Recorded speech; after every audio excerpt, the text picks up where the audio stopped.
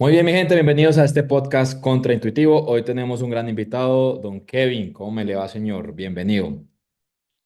¿Qué tal? Saludos a todos. Muchísimas gracias, John, por el espacio. Qué bacano, qué bacano. Kevin, arranquemos por aquí. Una breve presentación. ¿Quién eres? ¿Qué haces? ¿A qué te dedicas? Bien, a ver, mi nombre es Kevin Luna. Soy, podría decir que escritor en términos bastante generales, guionista, escritor, todo lo que tenga que ver con escritura dramática de ficción, pero actualmente me dedico a crear contenido en redes y también soy docente universitario. Entonces, ese es un pequeño resumen de quién soy y a qué me dedico. Qué brutal. Kevin, para poder llegar al punto en el que tú estás, ¿qué estudiaste? ¿Cómo fue tu proceso de aprendizaje?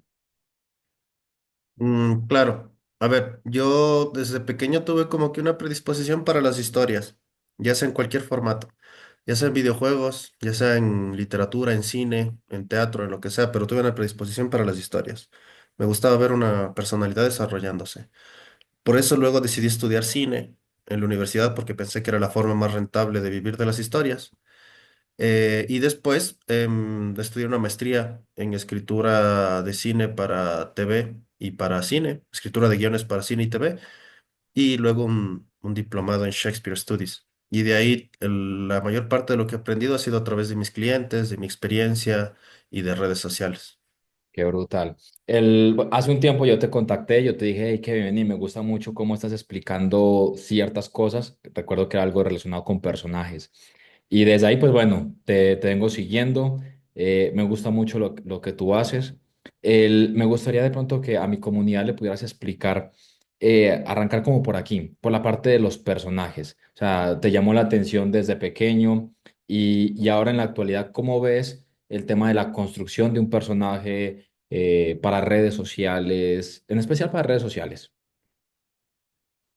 Sí, digamos, me di cuenta que hay muchas cosas de la dramaturgia, que es la creación dramática de personajes que pueden aplicarse o pueden potenciar al marketing.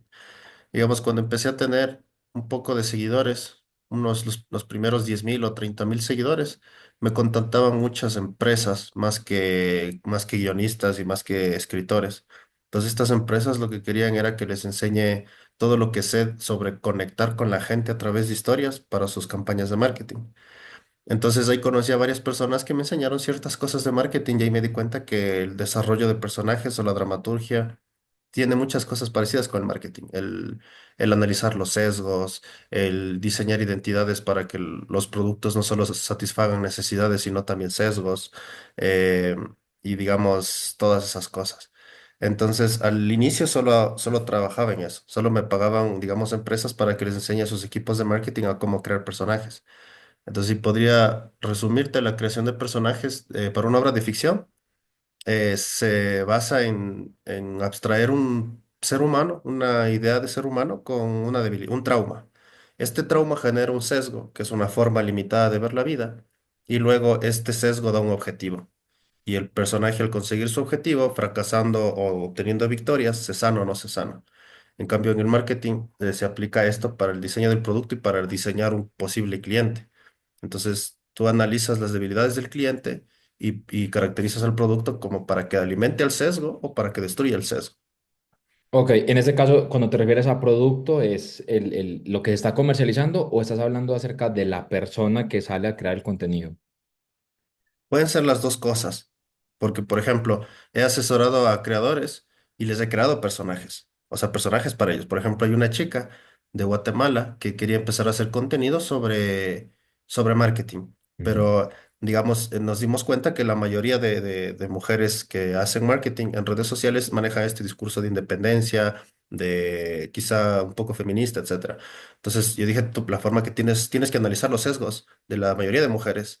Entonces compró datos y todo y se dio cuenta que la mayoría de mujeres, las debilidades que tienen es que se sienten solas, sienten que no pueden conectar con los hombres y sienten que su desarrollo profesional digamos, es estricto, no puede mezclarse con un desarrollo familiar.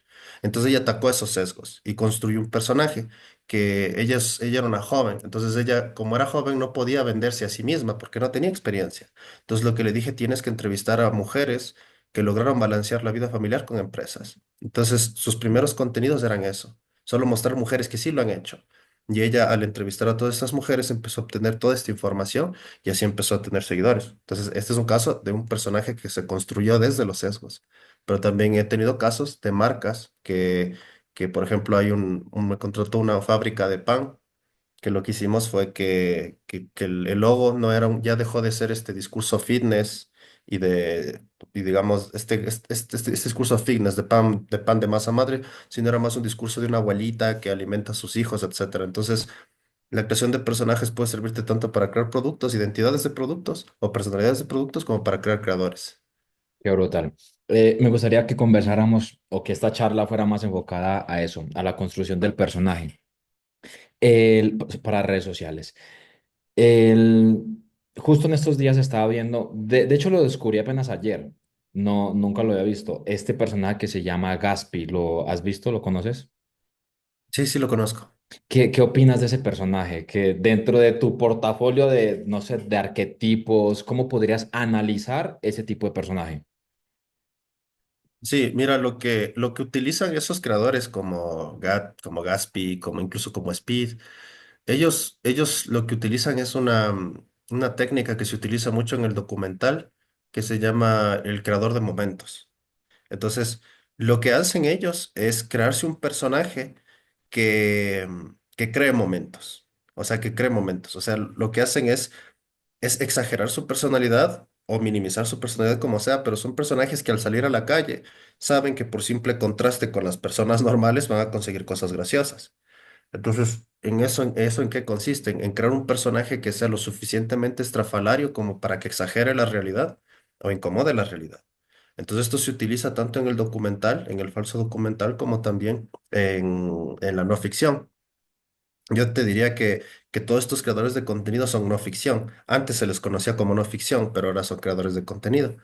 Entonces, yo te diría que es una estrategia narrativa más que dramatúrgica.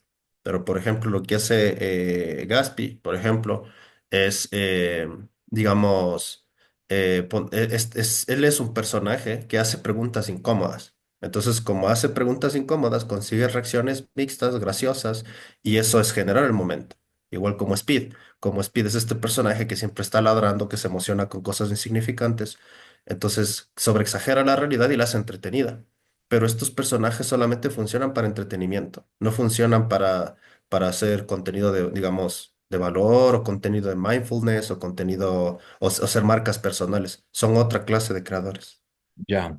Y tú has analizado de pronto esa transición de, a ver, si las marcas como tales que a lo mejor vendemos educación, negocios, a lo mejor tendríamos que llegar a hacer ese tipo de contenido como para llamar la atención o cuál es la lectura que tú haces.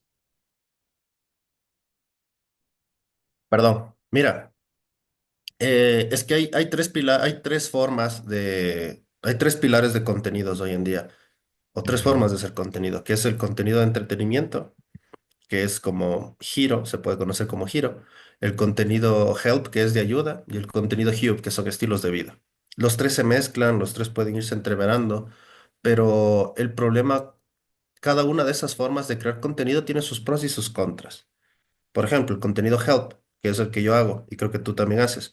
Por ejemplo, este contenido es para nichos súper específicos. Lo difícil es hacerse viral con este contenido, es lo difícil. Pero lo bueno es que lo poco que consigues son potenciales clientes. En cambio, en el entretenimiento puedes llegar a mucha gente, pero esa gente no es tu cliente. Y las marcas saben que cuando están pagándote por ser un creador de entretenimiento, no te están pagando por clientes, te están pagando por presencia, te están pagando para difundir mensaje, por alcance, pero no te están pagando por clientes. Entonces, eh, cada contenido tiene su pro y su contra. Eso es lo que te diría. Ya. Kevin, y en tu forma de construcción de personajes, ¿tú tienes alguna metodología? No sé, por ejemplo, no sé, los arquetipos de Carl Jung. ¿Tú qué haces para construir un personaje? Perdón, ¿puedes repetirme la pregunta? Se cortó un Sí, poquito. se cortó ahí. La pregunta es, para cuando tú vas a construir un personaje, ¿sí? Este personaje, normalmente yo lo que hago es analizar personajes de Carl Jung, los arquetipos, y yo digo, listo, voy a definir a partir de estas características o de estos patrones. ¿Tú cómo haces o qué herramientas, qué metodologías utilizas para la construcción de un personaje? Yo, digamos, yo trato de promover que se utilicen lo menos posible los arquetipos. Ok, ¿Por qué? Porque, digamos, los arquetipos son formas de mecanizar la psique humana. Y para mí, digamos, los sesgos de cada generación o de cada grupo o de cada nicho de consumidores son mezclas de diferentes factores. Como por ejemplo, solo hoy en día, por la revolución sexual que tenemos, feminista y todo lo que quieras, solo hoy en día esta generación está cuestionándose sobre qué rol es lo masculino y qué rol es lo femenino. Solo esta generación con sus diferentes problemas. Los mismos problemas hubieron en los años 70 cuando los hombres regresaron de la guerra y las mujeres se independizaron económicamente, pero era otra realidad. Entonces, en ese aspecto yo soy muy materialista histórico. O sea, yo sí creo que las condiciones materiales condicionan los sesgos de las personas. Entonces, yo lo que hago es tratar de analizar de una forma materialista histórica cuáles son los sesgos del cliente en esa época. Entonces, si tú analizas los sesgos, te das cuenta que los sesgos se pueden manifestar de diferentes formas y que cualquier arquetipo puede tener el mismo trauma. Como por ejemplo, existe este personaje del perfume. Este personaje, según Jung, sería un artista. ¿Por qué? Porque busca la perfección, está obsesionado con la perfección, ¿no? Es la perfección de un perfume, pero también es un psicópata, pero también es un obsesionado por el poder. Pero también tienes personajes como Whiplash, es el baterista, que también es un artista y está obsesionado con la perfección. Entonces, a lo que voy es que un artista puede ser un obsesivo compulsivo, puede ser un psicópata o puede ser un narcisista. Entonces, por eso yo mil veces prefiero analizar los sesgos con psicología, no con psicoanálisis, porque la psicología esquematiza a través de conductas y no a través de, digamos, de arquetipos, que pueden servirte, sí, pero son menos eficientes. En cambio, cuando analizas las conductas de tus clientes con psicología, no con psicoanálisis, no desde los arquetipos, sino desde cómo se manifiestan sus conductas, llegas mucho más profundo. Entonces, cuando yo creo un personaje, lo primero que hago es pensar en el trauma, qué trauma tiene mi personaje, y después pienso en cómo se manifiesta ese trauma. Para eso también me ayuda mucho ChatGPT, por ejemplo. Le puedo decir, mira, tengo un personaje cuyo trauma es que sufrió violencia intrafamiliar de pequeño. Ese es su trauma. Dime formas en las que se puede manifestar. Y ahí me dice, se puede manifestar como narcisismo, como sociopatía, como psicopatía, como muchas formas. Entonces ahí yo veo cuál beneficia más a mi discurso o a mi personaje. Eso en el ámbito de las historias, pero en el ámbito de marketing, yo lo que hago es eso. Es como digo, mira, tengo un grupo de clientes o de consumidores que tienen este sesgo, que se sienten así o quieren sentirse así. ¿Cuáles son los posibles traumas? Y entonces ChatGPT me bota los traumas. Entonces yo ya sé los traumas de la gente que va a comprar el producto y a partir de esos traumas puedo generar productos que conecten con esos traumas o puedo hacer productos que rompan las limitaciones que provocaron esos traumas. Pero mi consejo es no basarse tanto en arquetipos, porque el mismo arquetipo puede ser muchas cosas al mismo tiempo, sino que para ser más preciso es busca esa relación entre el sesgo y el trauma. Ya, pero existe dentro de todos los sesgos, existen a lo mejor una forma en la que tú los tengas como ordenados o les des prioridad o que tengan como algunos enfoques, que de hecho es lo que se busca pues dentro de encontrar esos patrones. Entonces dentro de la psicología o dentro de los sesgos has encontrado unos patrones de sesgos que apunten a un trauma específico o cómo lo organizas. Depende mucho de los encuestados. No Ujú. depende tanto de la generalidad. Porque, por ejemplo, digamos, en mi comunidad, o sea, yo sé que yo con ellos comparto ciertas cosas. Yo sé que con mi comunidad comparto ciertos sesgos y compartimos ciertas debilidades. Entonces yo sé que si es que yo sano, les voy a sanar a ellos. Entonces ahí no hay cómo mentir. No puedes mentirte a ti mismo y tampoco puedes vender humo. Y ahí te das cuenta que estás haciendo bien las cosas porque estás con la gente correcta. Porque tu nicho comparte comparte debilidades contigo. Entonces, si tú te sanas, ellos se sanan. ¿Me explico?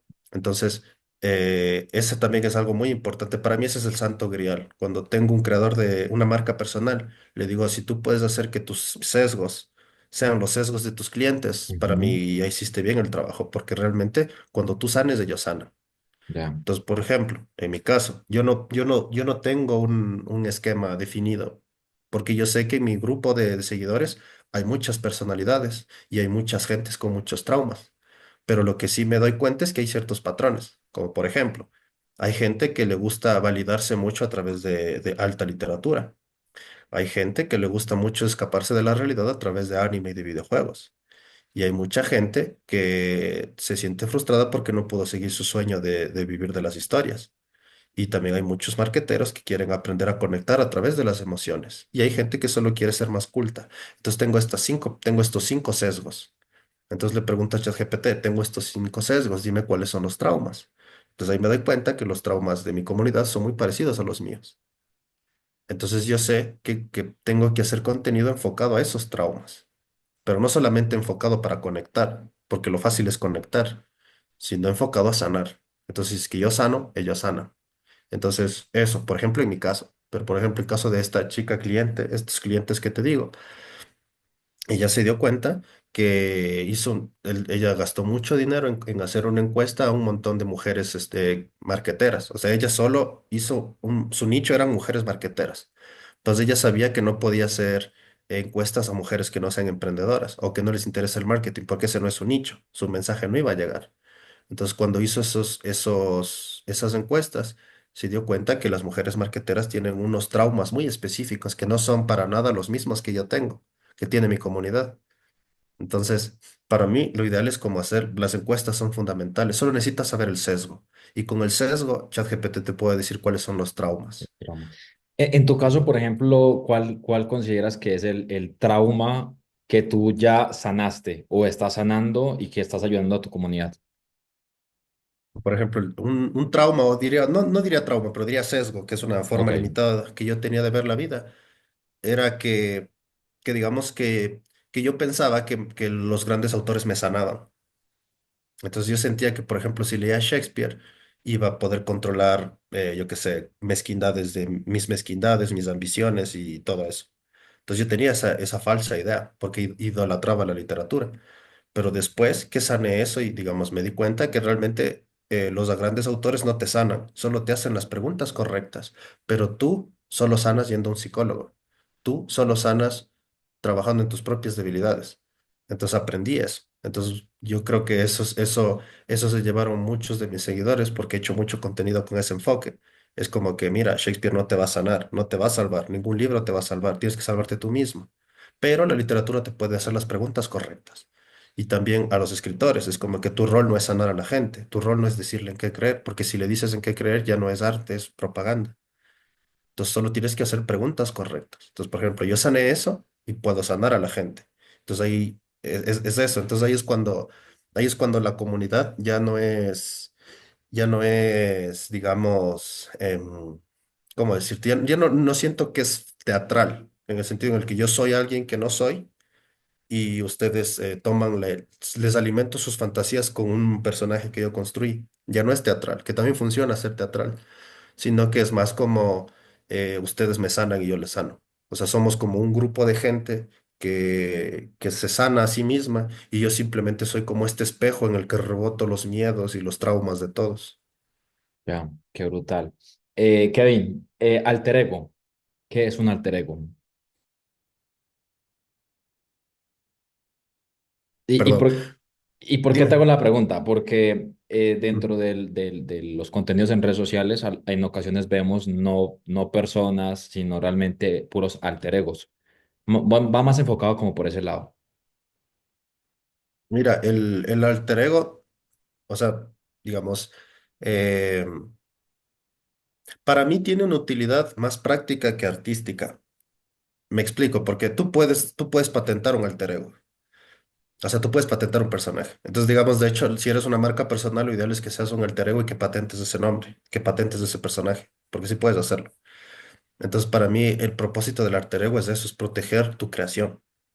Obviamente, si sabes que tu personaje, si el personaje que creaste hace que la gente se divierta. Entonces, por ejemplo, yo sé que Speed está patentado, yo sé que el TMH está patentado, yo sé que muchos de estos autores, de estos creadores que son, digamos, alter egos, ellos están patentados, pero también es una medida de seguridad, porque quizá hay un punto en el que, sobre todo si haces contenido polémico de entretenimiento, que lo ideal es proteger tu identidad o proteger a tus seres queridos. Pero obviamente es cuando ya haces contenido que es sumamente viral, que es que tiene mucho entretenimiento y que tiene, digamos, la inversión de muchas personas. Entonces, igual, las marcas prefieren mil veces invertir en un alter ego que en un nombre real, porque es más fácil negociar con una marca que negociar con una persona natural.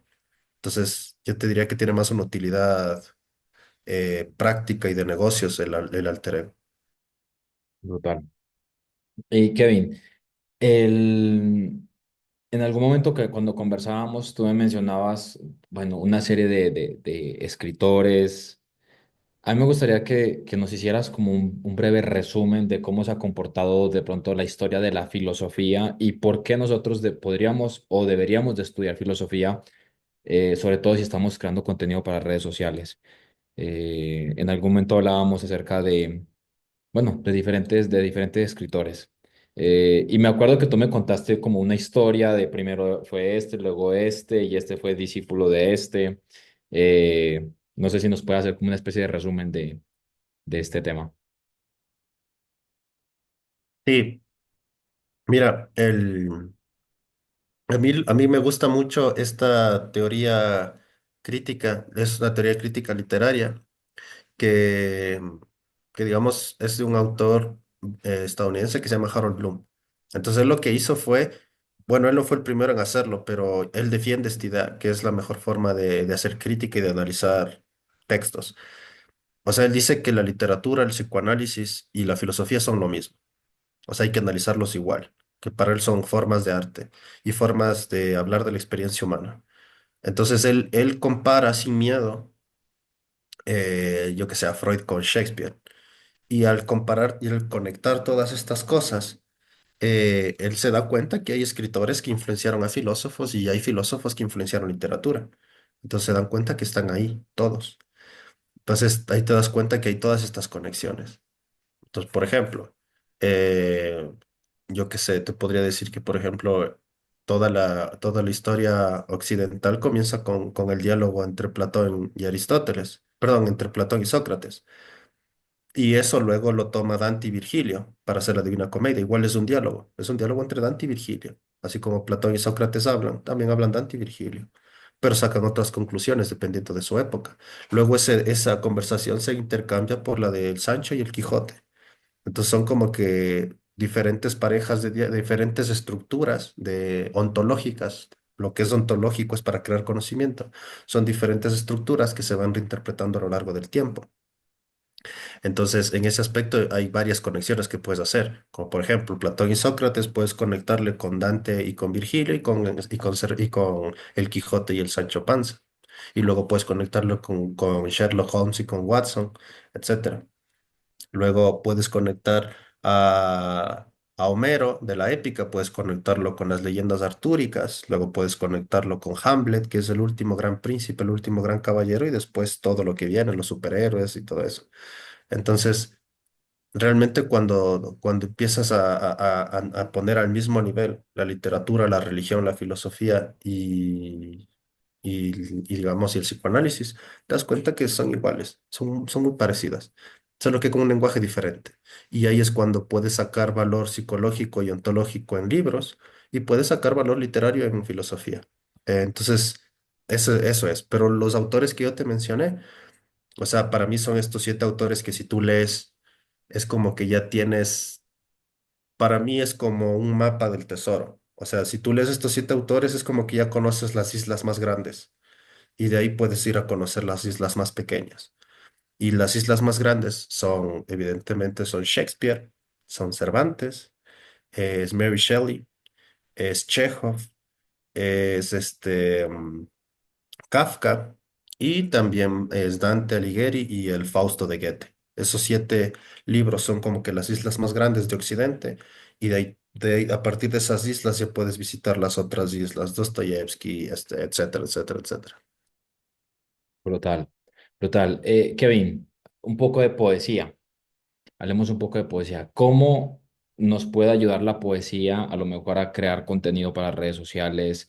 ¿De qué manera? O sea, ¿qué nos puede aportar la poesía en este mundo digital? Sí, esa es una muy buena pregunta. Pero mira, para mí la poesía tiene muchas utilidades, pero creo que la principal es la de que tú puedas expresar de formas sensibles, cuando digo sensibles o de formas táctiles, el trauma. Habíamos acordado que la mejor forma de vender a alguien o de conectar con el público es llegando a su trauma, llegando a su sesgo.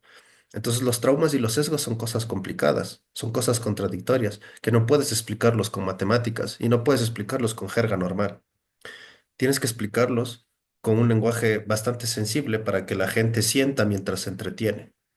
Entonces, para mí, el rol fundamental de la poesía está en el storytelling, en el sentido en el que tú a través de poesía puedes hacerle sentir a esa persona que no está sola. Y no solamente eso, sino puedes hacerle sentir tu sentir.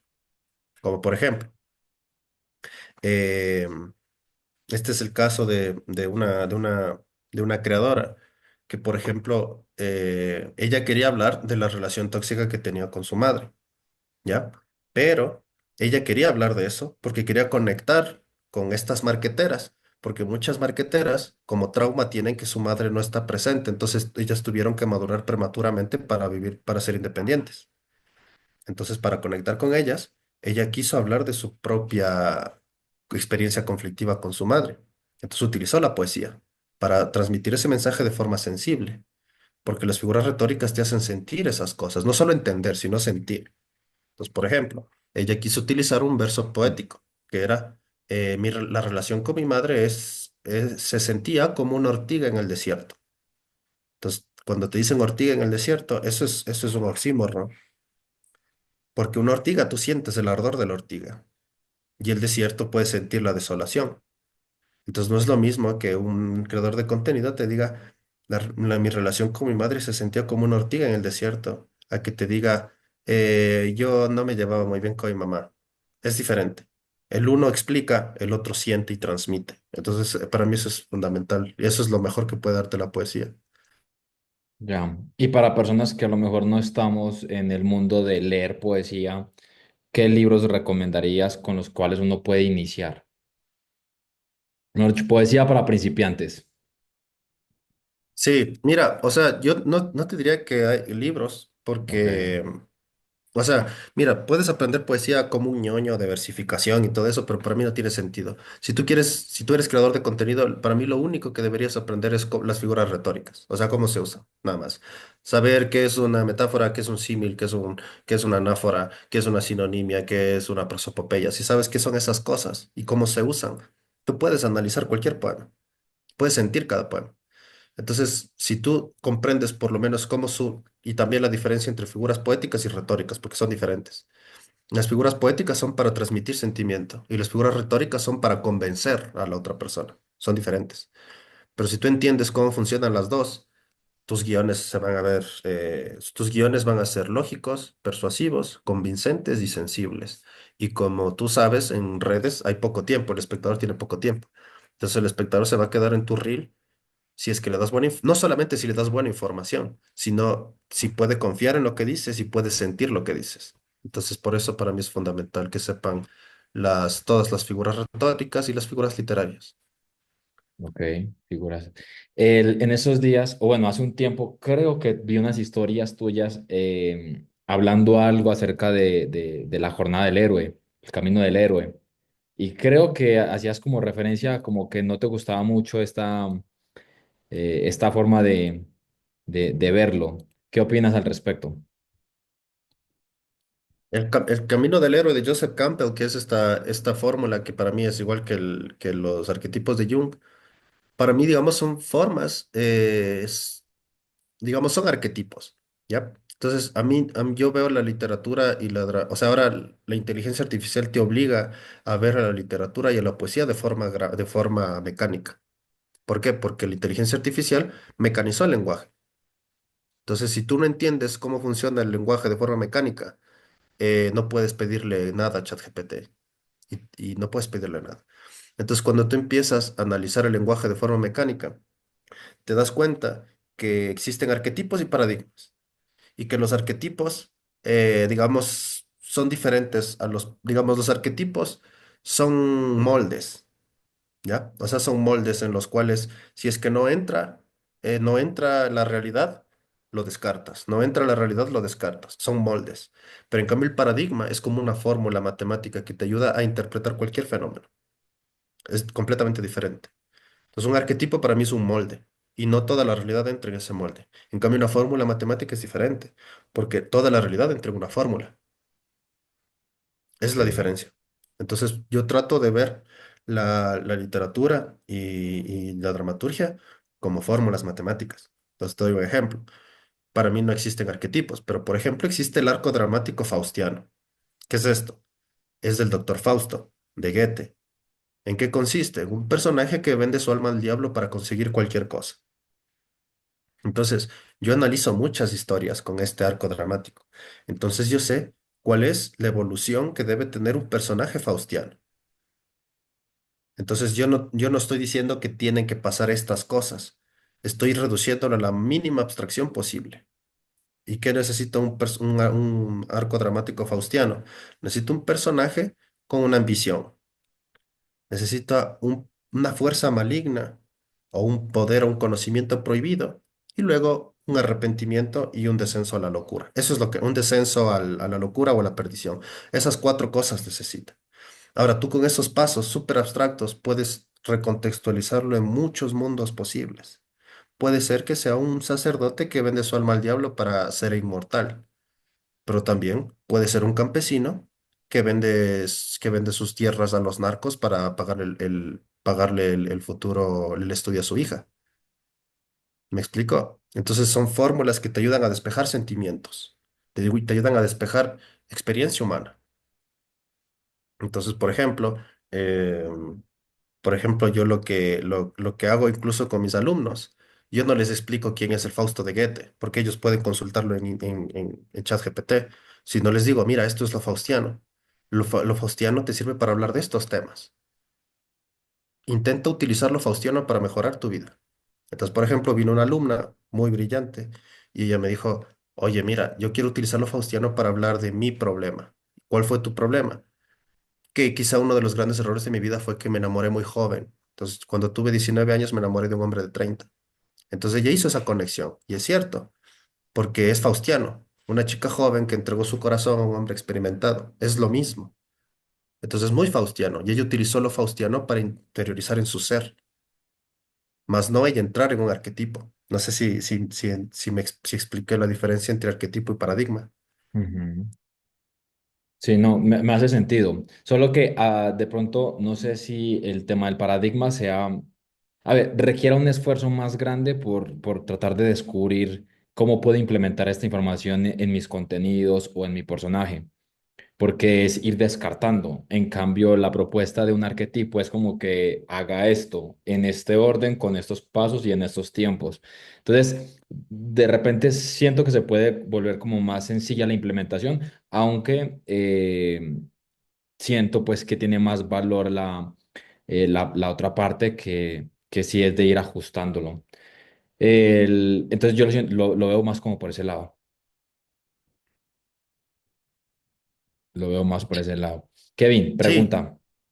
dime. Pregunta, una marca que en redes sociales tú digas, esta marca es muy valiosa o tiene muchos elementos para analizar, está muy enriquecida, ¿sí? Con literatura. ¿Conoces alguna? ¿Tienes como alguna referencia por ahí?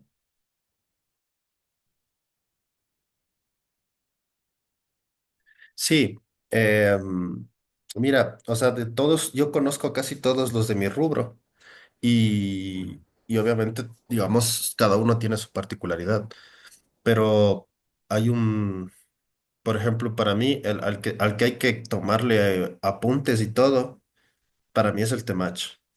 O sea, para mí él Él tiene todas las habilidades que un creador debe tener, tanto que hasta da miedo. O sea, si él quisiera, podría hacer su propia religión y su propia secta, porque tiene todo. O sea, ha leído mucha literatura y mucha filosofía, sabe cómo conectar con la gente, sabe cómo llegar a sus traumas, que eso es lo que tiene ese conocimiento.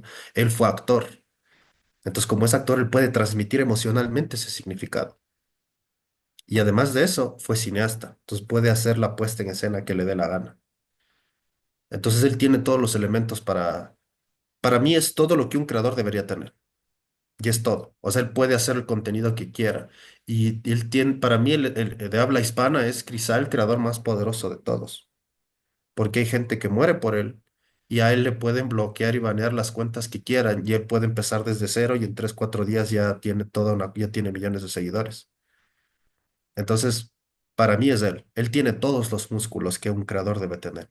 O sea, tiene retórica, tiene conocimiento en psicología, en filosofía, en literatura, tiene capacidad expresiva para expresar lo que necesita, tiene habilidades audiovisuales, y tiene todo. Entonces, para mí es decir, también es muy inteligente, porque él sabe cómo hablar a los hombres. Él ha analizado demasiado bien los sesgos de los hombres. Porque él sabe, por ejemplo, me he dado cuenta de esto, que por ejemplo el estrés para los hombres es una gasolina, porque a nosotros la testosterona nos ayuda a controlar el cortisol un poco. Entonces, para nosotros un poquito de estrés es una gasolina para los hombres. En cambio, para las mujeres, el estrés es un veneno, porque los estrógenos no les permiten reducir tanto los daños del cortisol. Entonces, por eso es que el contenido para mujeres no es muy estresante. Es como que tú lo vales, manifiesta, tú vas a sanar, etcétera. Es como que muy calmante, muy relajante. En cambio, el contenido para nosotros es estresante. Te tienen que hacer sentir mal, te tienen que dar esa cachetada de realidad, como dame más, dame una repetición más, como que no eres suficiente, como que tú crees que te hace valioso llorar por una mujer. O sea, él sabe esas cosas. Y un creador a ese nivel es porque él tiene recontra que estudiado los símbolos que les gustan a los hombres. Él sabe bien cuáles son los sesgos y los miedos de los hombres y los traumas y sabe qué decirles, cómo decirles y con qué palabras decirles. Entonces, por eso para mí el temach de todos los creadores puedes estar de acuerdo con él o con no, pero como caso de estudio, él está a un nivel que creo que ninguno de nosotros va a llegar jamás. Brutal. Te voy a dar algunos nombres y tú me das tu punto de vista como personaje, como creador de contenido. ¿Te parece? Una sesión rápida aquí de personajes. Un personaje, bueno, ya hablamos del Temach. Otro personaje, Andrew Tate. Sí, Andrew para mí es parecido al Temach, Ujú. pero yo siento que todos estos creadores están floreciendo porque detectaron bien el trauma de nuestra época. O sea, detectaron bien el trauma, que es como te dije, el hecho de que la independencia de la mujer está poniendo en duda cuál es el rol de lo masculino. Entonces ellos detectaron esta incomodidad, esta confusión y lo capitalizaron. Entonces, para mí Andrew Tate lo hace, también lo hace el Temach, pero para mí, digamos, la diferencia es que Andrew Tate es descarnado. O sea, él como que quiere ser este tipo, este antihéroe que sabe cómo funciona la vida. Entonces, como es muy real y muy cruel. En cambio, el Temach es un poco más paternal. Es como esa figura paterna, ese hermano mayor que muchos no tuvieron. Entonces, por eso, quizá la gente va más a él porque se siente muy seguro. Se sienten seguros, sienten como que es su padre, que es su tío que les está hablando. Y él sabe cómo transmitir porque es actor. En cambio, Andrew no sabe porque no es actor. ¿Me explico? Pero él sabe cómo funciona el mundo y él lo demuestra y él tiene este discurso. Pero yo sí creo que, por ejemplo, Andrew sirve para una sociedad como la gringa, donde los vínculos familiares no son tan importantes. Pero para una sociedad latinoamericana, donde la familia es tan importante, una figura como el Temacho es fundamental, porque él trata de acercarnos desde la familia, desde la paternidad. Entonces también en este grupo digamos, de creadores de contenidos de nuevas masculinidades, también podría añadirlo a, a Jordan Peterson, por ejemplo. Por ejemplo, para mí, él es más desde la ciencia, él es más articulado, él es más un filósofo. Entonces, yo sé que con él van a conectar personas quizá un poco más políticas, más intelectuales. En cambio, con Andrew van a conectar jóvenes impresionables que no piensan tanto en el futuro y en su familia. Pero en cambio, con Temach conectan los descarriados. Y por eso es que les son tan fieles. ¿Existe una figura en Latinoamérica, pero femenina, algo similar a lo que está haciendo el Temach? Sí, creo, no sé hasta qué punto. No, no, creo que yo no puedo entender eso, porque creo que no entiendo los problemas de la mujer. O sea, yo entiendo los hombres porque soy hombre y porque lo veo en mi círculo cercano. Y también, obviamente, porque el algoritmo, porque sabe que soy hombre, me manda cosas que les gustan a la mayoría de hombres. Pero hay esta chica argentina que siempre utiliza estas frases provocadoras y polémicas de que siempre hay que estar con el hombre más adinerado y todo eso, como que lanza mensajes provocadores. Es esta argentina que tiene los ojos azules, muy guapa. Entonces, por ejemplo, yo he visto a muchas de mis amigas más cercanas y más inteligentes seguirle. Y yo creo que ella dice lo que ninguna mujer quiere decir. Pero yo he visto, o sea, yo he sentido que mujeres brillantes con las que puedo tener un diálogo muy, muy profundo, he visto que le siguen, y he visto que le dan me gusta a sus videos. Entonces yo siento que quizá algo en la sociedad hace que las mujeres se repriman eso y que no quieran admitirlo. Y cuando ella lo dice, se sienten liberadas. No empoderadas, pero liberadas. Entonces, yo qué sé, es adictivo, son palabras de afirmación. ¿Sabes? Todos somos adictos. De hecho, es un lenguaje del amor las palabras de afirmación. Entonces, si es que no tienes nadie que te las dé, puedes tomar un creador de contenido que te las da. Y nosotros decimos que eso es mindfulness, que eso es otro, pero en el fondo son palabras de afirmación. O sea, estás reemplazando un amor real con un creador de contenido que te dé esta ilusión de amor, de entendimiento. Y eso es peligroso. A mí no me gusta, pero obviamente tenemos que conocer cómo funciona para saber cómo reaccionar. Brutal. Otro personaje, Daniel Aviv. ¿Qué opinas? ¿Qué análisis tienes de allí, de Daniel? Daniel Javif, no, creo que déjame lo busco, creo que me suena, pero no lo. Ok, ok. Javif, ¿cómo se escribe? Con H. Ah, Daniel Javif, aquí me salió en Instagram. Ta, ta, ta. No, no lo he visto. No, ok. No, no lo Listo. conozco. Hijo, Milei, Milei. ¿Qué opinas? Claro. Mira, para mí Milei es igual. O sea, es este personaje que, o sea, él nos demostró que el creador de contenido tiene potencial hasta para llegar a ser presidente, hasta como para controlar su propia secta.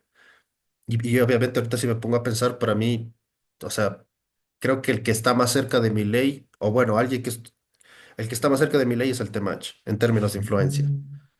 ¿Por qué? Porque Milei empezó haciendo contenido. O sea, no contenido, no era el típico creador de contenido, pero él se unió a creadores de contenido. En sus inicios él hablaba con esta guatemalteca, con no, sí, sí, era Victoria Álvarez, no, Gloria Álvarez, luego con este chileno Axel Kaiser, como que se unían, eran como ellos se autodenominaban como líderes de opinión. Entonces el problema fue cuando se unieron los líderes de opinión con los creadores, con los influencers. Ahí es cuando viene el problema. O sea, no es problema, sino es como que el poder inmenso que tienen hoy en día las redes. Entonces, para mí, Javier, no sé si sea un personaje, no sé si se lo crea, no sé si él realmente es así, pero para mí lo que él capturó, yo creo que él no conecta con nadie. Yo creo que, por ejemplo, con el Temach tú conectas, porque él es un actor y sabe cómo decirte las cosas. Yo siento que no conectas con Javier, pero él te convence de lo que dice, porque se nota que él está dispuesto a ir hasta las últimas de las consecuencias por hacer lo que él sabe que es correcto. Entonces, yo siento que un personaje así solamente puede llegar al poder en medio de una población desesperada. Y yo creo que Argentina estaba desesperada por la inflación, por tantos años. Entonces, yo siento que la gente realmente no confiaba en él. No, o sea, digamos, no conectaba con él. Nadie puede conectar con él porque es muy extremo. Nadie puede conectar con él, pero confían en él porque saben que va a hacer todo lo posible para cambiar las cosas. Entonces yo siento que Milei no es un creador como lo es el Temach, que sabe cómo llegar a tus miedos y a tus sesgos, pero digamos, te convence, su personaje es tan extremo que esos personajes florecen en tiempos de caos. Entonces, cuando hay tiempos de cuando hay tiempos de desesperanza, se necesitan hombres extremos que cambien las cosas. Entonces, creo que eso es lo que él absorbió. Ya. Tú dices, bueno, tiempos de desesperanza. Cuando son tiempos más calmados, ¿qué tipo de personaje cae muy bien a una audiencia? Mira, por ejemplo, eh, yo te podría decir que en épocas, en épocas muy prósperas, lo que triunfa son artistas, por ejemplo, Shakespeare. Por ejemplo, él vivió en una época muy próspera y pacífica. Él escribió en la época de la reina Isabel I, y reina Isabel, la época isabelina en Londres fue de a gran auge.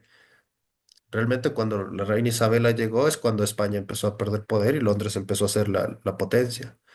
Entonces, ahí es cuando hay estas épocas de paz, hay estos periodos de paz y de gran auge económico, es cuando yo he visto que los artistas pueden, pueden experimentar de formas nunca antes vistas.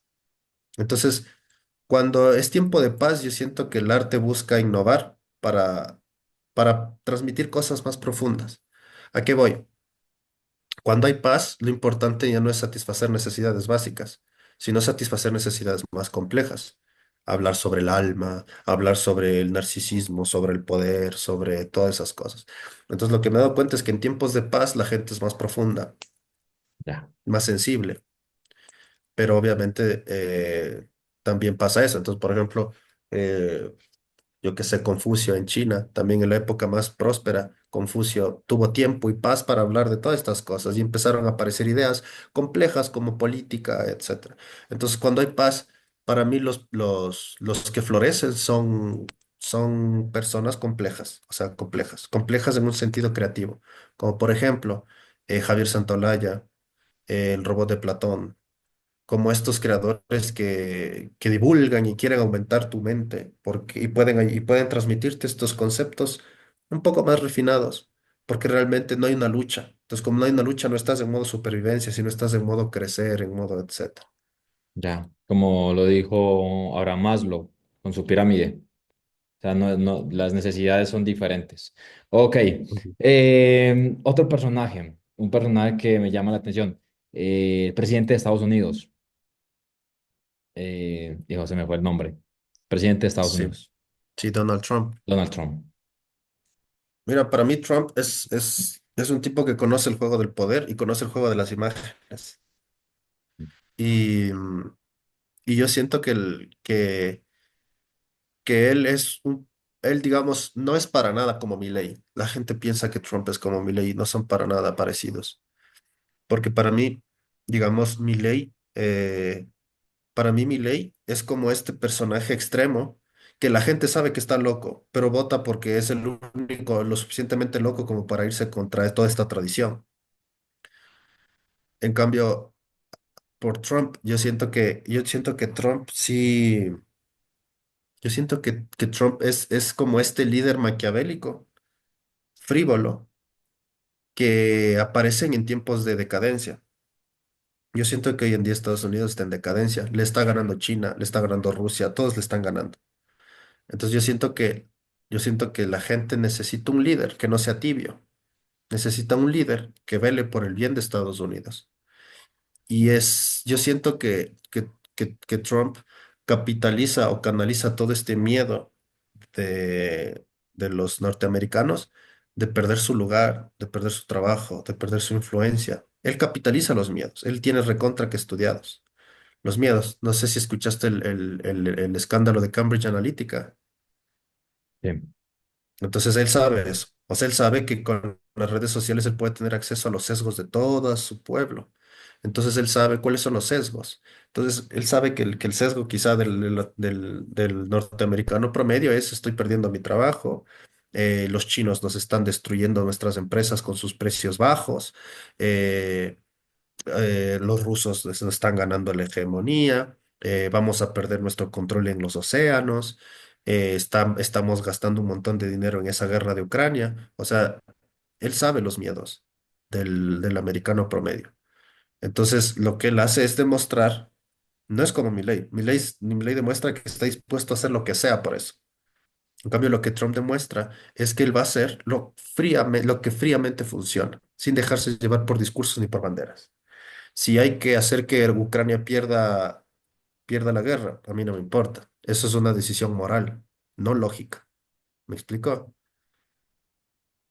Entonces yo siento que él está viendo ese pragmatismo, él está representando ese pragmatismo, como que quiere darle cuenta a la gente que como estos tiempos de gloria les han suavizado y ahora necesitan un líder más pragmático.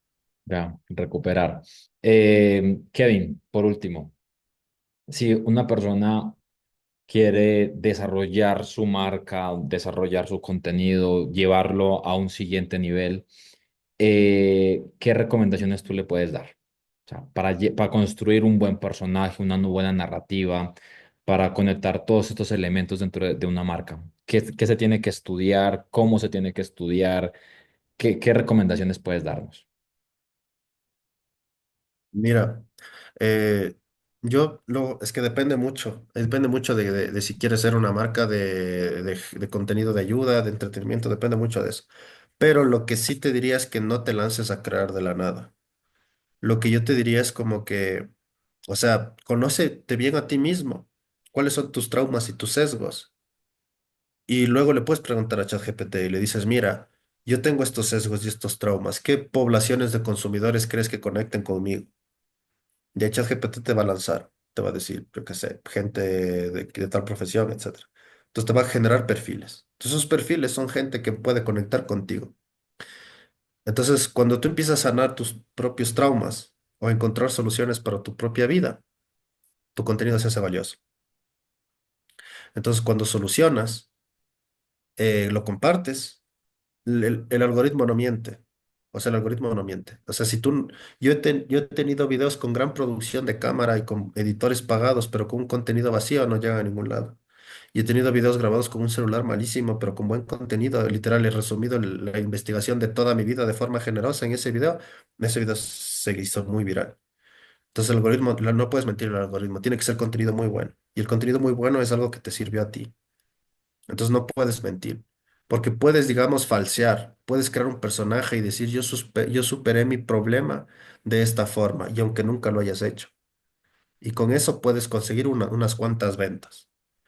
Pero si la gente que está contigo no siente que crece, sino que solo sanaste su duda a ese momento, la gente se va. En cambio, si la gente siente que crece junto contigo, ahí se queda. Y ahí es cuando se hacen los verdaderos clientes. O sea, más que clientes, son como compañeros de crecimiento. Entonces, por ejemplo, yo te puedo decir que de todos mis seguidores, yo tranquilamente podría vivir bien si unos 300 de ellos me ven como su compañero de crecimiento. Entonces, estas 300 yo sé que ya estoy consiguiendo poco a poco eso. O sea, son estos clientes que cada vez que acaban un libro me llaman. Cada vez que acaban un libro me llaman. Y me llaman y me llaman y me llaman. Entonces, literalmente yo soy parte de su crecimiento. Yo les ayudo a crecer. Entonces, cuando ya tienes estos clientes, que solamente puedes hacerlos cuando ellos se dan cuenta que crecen contigo, porque no puedes mentirles. No puedes mentirles, ellos se dan cuenta a largo plazo. Entonces, solamente si tú planteas esta relación en la cual si tú sanas, ellos sanan, ahí se pegan contigo y se mantienen el tiempo, y si se mantienen el tiempo es rentable. Si es que no, puedes crear un personaje falso, puedes vender por una vez una falsa sanación, pero así como vende se van. Y ahí es cuando no es rentable y tienes que estar mintiendo y estafando y cambiando de personaje cada instante para vender lo más rápido posible, vender mentiras. Ya, brutal. Kevin, ya, esta sí es la última, de verdad. ¿Cómo monetizas tú tus redes sociales? ¿Cómo funciona tu modelo de negocio? No, no te preocupes, pregúntame nomás lo que quieras. Yo Eh, me quedo aquí, no, pero tranqui. está bien. Ujú. Mira, yo monetizo. Mira, eso yo lo que hice fue todo un proceso, pero lo que hice fue diseñar un sistema que sea muy eficiente, muy, muy, muy eficiente. ¿Por qué? Porque poco a poco tú te vas dando cuenta qué cosas vas necesitando y obviamente qué cosas vas pudiendo precisar. Entonces, por ejemplo, yo otro tip que podría darles es como que, o sea, acostúmbrense en pagarles rápido a su gente. ¿Por qué? Porque si ya les pagas rápido, te obligas a ti mismo a hacer bien presupuestos, a sacar más plata y eso. Entonces, acostúmbrense en pagarle rápido a su gente. Entonces, por ejemplo, yo lo que hice fue eso. O sea, yo tuve un amigo que es Daniel Carpio, si quieren, a él siempre le menciono en mis videos de Instagram, porque sin él yo no sería nada. Entonces yo le dije, nos reunimos con él y dijimos, el objetivo es hacer esto, el objetivo es publicar contenido de calidad, con buenos guiones y bien editado. ¿Cómo hacemos? Entonces tuvimos que hacer muchas cosas, superar muchos desafíos. Primero, al inicio quería cobrar con PayPal. Pero me di cuenta que, por ejemplo, en España los impuestos de PayPal son carísimos y es muy difícil. Me estaba perdiendo todos los clientes de España. Y había clientes que estaban en sequía de dólares. Por ejemplo, sabía que PayPal no podía, por las devaluaciones y eso, no podía utilizarlo ni con Argentina ni con Bolivia. Entonces tenía que buscar una pasarela de pago. Entonces así los problemas que se te presentan y tú los solucionas te van acercando más. Pero el objetivo es siempre ser muy, muy eficiente. Entonces, lo que teníamos en mente con Daniel era cómo hacemos que el cliente compre lo más rápido posible. Entonces, ahí aparecieron un montón de debilidades y obviamente un montón de problemas. Como por ejemplo, primero nos dimos cuenta que las redes no pagan tanto, que Instagram no paga tanto, que TikTok no paga tanto, que la única forma de hacerlo rentable es vendiendo cosas y haciendo que la gente sea tus clientes. Entonces empezamos a pensar en productos, pensamos en conversatorios, pensamos en talleres, analizamos cuál es el precio justo para pagar. Entonces es todo un proceso. Pero si tuviese que simplificártelo en cómo funciona, es eh, yo escribo el guión, yo me grabo y le mando a Daniel. Daniel aprendió con inteligencia artificial a hacer él solo el trabajo de 5 editores. Entonces él edita. Y luego obviamente estoy simplificando porque aprendí muchas cosas como qué música utilizar, qué hashtags utilizar, etcétera. Entonces yo lo publico y este contenido lo único que hace es atraer gente. La relación es del 0,06% de convertibilidad. ¿Eso qué quiere decir? Que si mi reel llegó a 1.000 personas, solamente 6 estarían, no, perdón, si llegó a 10.000 personas, solamente 6 o 7 estarían dispuestas a comprarme algo. Entonces es como, mientras más videos haces, más chance de tener clientes tienes. Entonces, primero saco estos videos virales. Sé que de esos videos virales digamos, de unos 5 o 6 videos en el mes, van a llegar unas 10 personas que son clientes. Pero si multiplicas 10 por los cursos o por los talleres, ya se hace un ingreso. Después, en los lives también vendo. Para mí, el mejor lugar para vender es los lives. Eso les recomiendo a todos.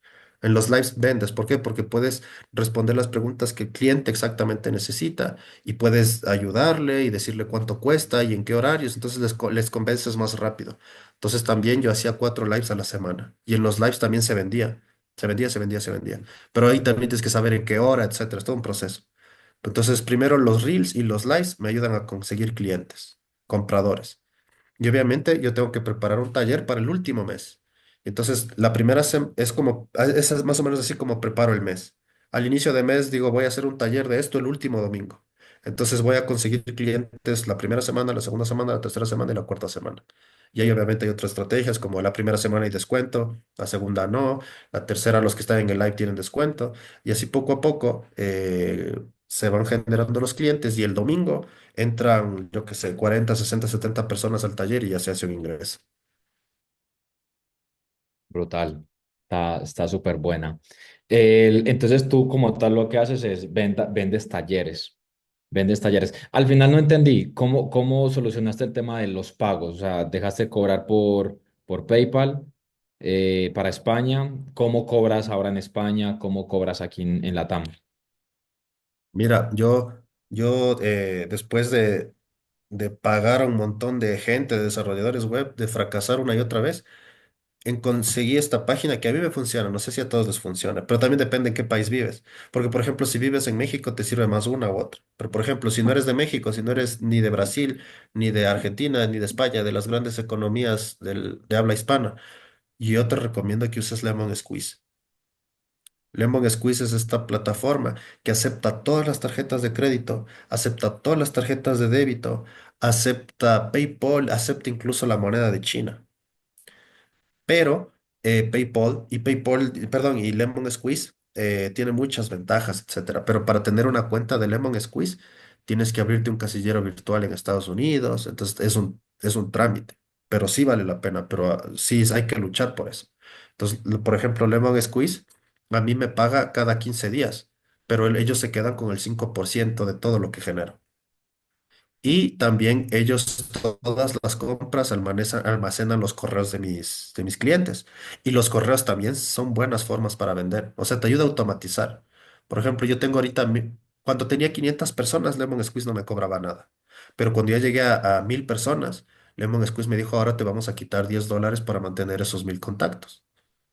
Perfecto, me parece justo. Ya con 2000 te quitan $20. Entonces, pero sí, sí representa. O sea, sí, pierdo 5%, pero no me pierdo ningún cliente en ningún país. Es como que sí, pierdo $20, pero si mandas 1000 correos a gente que ya te compró, te compran 40, 60 en un solo golpe. Entonces, entonces así es como esta aplicación es realmente la que hizo que pueda vivir de eso. Pero no son solo los talleres, porque por ejemplo, digamos, la gente entra a los talleres y de los talleres, la gente cuando empieza a conseguir tantos talleres ya tiene las habilidades suficientes para escribir un libro. Y luego ya no quieren solo taller, ya quieren escribir. Entonces ahí me contratan para que yo sea su script doctor o su editor. Entonces ahí les ayudo a crecer hasta que publiquen. Entonces cuando publican, cuando ganan el premio, ahí ya están felices. Pero ahí son los grandes clientes que te digo, porque realmente solo crecen si yo les hago crecer. Qué brutal. Está bueno, está muy bueno. Bueno, Kevin, yo creo que por ahora vamos a cerrar el podcast aquí. De verdad que te agradezco mucho por darnos este tiempo, información tan valiosa. Espero invitarte a un próximo podcast y que me aceptes la invitación. Y nada, esa será como la despedida. ¿Algunas palabras, Kevin? No, nada, o sea, si es que igual quieren seguirme en redes, pueden preguntarme lo que necesitan, pueden seguirme en Instagram como Kevin Luna 281. Igual puedo ayudarles a crear su marca, a desarrollar su libro, a crear sus personajes, etcétera. Igual, eso, igual, muchas gracias a ti, John, por el espacio. No, muy brutal. Kevin, cuídate mucho y nos vemos la próxima. ¿Listo? Nos vemos. Chaito. Nos vemos, cuídate. Listo. Ahí nos hablamos por Instagram. Chao.